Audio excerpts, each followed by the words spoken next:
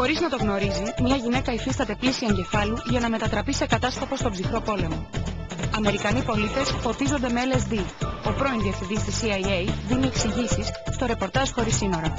So the purpose was noble. Εκατομμύρια Βιετναμέζων έχουν δηλητηριαστεί και υποφέρουν ακόμη και σήμερα.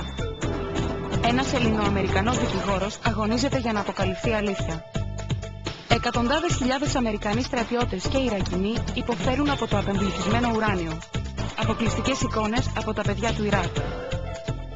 Τα πειραματόζωα του πολέμου.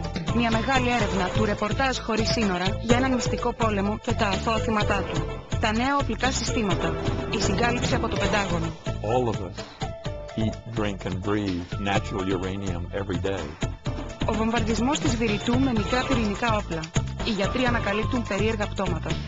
Il y a quelque chose qui a donné cette couleur noire. Μια έρευνα σοκ. Την Πέμπτη στις 10 το βράδυ στο ρεπορτάζ χωρίς σύνορα.